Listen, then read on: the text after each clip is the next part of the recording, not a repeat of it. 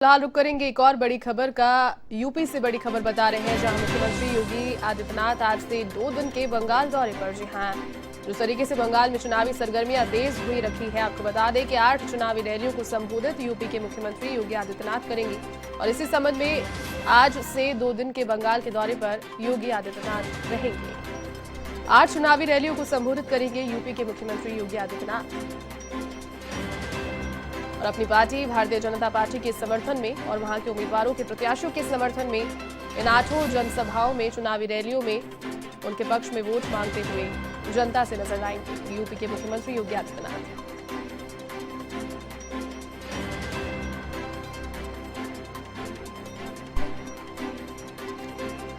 तो 8 चुनावी रैलियों को संबोधित करेंगे योगी आदित्यनाथ। मुख्यमंत्री योगी आज से 2 दिन के बंगाल दौरे पर 8 चुनावी रैलियों को संबोधित करेंगे।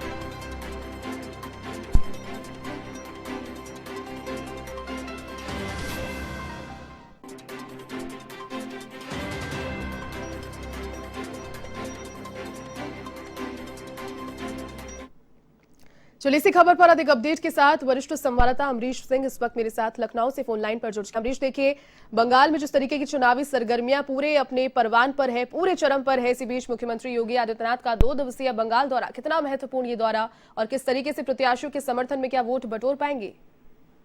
जी बिल्कुल जयती, अभी 2 दिन पहले ही 31 मार्च और 1 अप्रैल को सीएम योगी तमिलनाडु और केरल के दौरे से लौटे हैं। चुनावी दौरा है और लगातार बंगाल में इससे पहले भी 2-3 बार जा चुके हैं अभी इधर बीच। और जिस तरीके से 2 दिवसीय दौरा करके केरल और तमिलनाडु से लौटे हैं, आसाम से, उसको देखते हुए ये दौरा जो है वो और गंभीरता से लिया जा रहा है, क्योंकि बंगाल में चुनाव जो है वो तेजी से सरगर्मियां पकड़ चुके हैं। और जिस तरीके से जो हॉट टॉक हो रही है सभी पार्टियों के बीच में, खासकर टीएमसी और बीजेपी के नेताओं के बीच में, उसी के दृष्टिगत ये जो दौरा है ये और तूफानी माना जा रहा है, क्योंकि हिंदुत्व के लिए जिस तरीके से वहां पे बीजेपी ने एक एजेंडा छेड़ रखा है। हालांकि टीएमसी के अनुसार वहां पे बीजेपी जो है वो उस कदर नुकसान नहीं पहुंचा पाएगी टीएमसी के वोटरों को, जिस तरीके से बीजेपी दावा कर रही है। लेकिन जिस तरीके से सीएम योगी एक स्टार प्रचारक के रूप में और हिंदुत्व के बड़े चेहरे के रूप में बंगाल के चुनावी दौरे पर गए हैं, उसी के दृष्टिगत आज सुबह 9:55 पर जब वो कोलकाता के हेलीपैड पर उतरेंगे और उसके बाद बैक टू बैक 6 चुनावी जनसभाएं करेंगे, उससे ये काफी हद तक साफ होगा कि बीजेपी का पलड़ा किस कदर भारी है। क्योंकि बड़ा चेहरा है और प्रधानमंत्री नरेंद्र मोदी के भी अनुसार सीएम योगी का जो चुनावी दौरे हैं वो तय कर रहे हैं कि किस कदर वहां पे बीजेपी के वोट बैंक जो है कितना और प्रभावी हो सकते हैं सीएम योगी बीजेपी के लिए। जी अमरीश, कहीं ना कहीं पहुंचकर के कार्यकर्ताओं की नब्ज भी टटोलने का प्रयास करेंगे क्या मुख्यमंत्री योगी आदित्यनाथ? क्योंकि काफी ज्यादा लंबे समय से बंगाल के अगर पूरे चुनावी माहौल को देखा जाए तो ऐसा चुनावी माहौल बहुत लंबे समय के बाद देश ने विटनेस किया है। क्या कहा जा रहा है, क्या पूरी तस्वीर जब खत्म हो जाएगी, जब स्थिति स्पष्ट हो जाएगी, तो क्या खेला होगा जिस तरीके से कहा जा रहा है इस बार?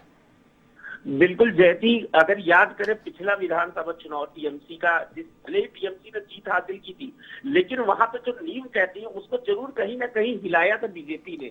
जिस तरह से पिछला विधानसभा चुनाव लड़ा था उसको देखते हुए कहीं ना कहीं टीएमसी के नेताओं में भी डर है।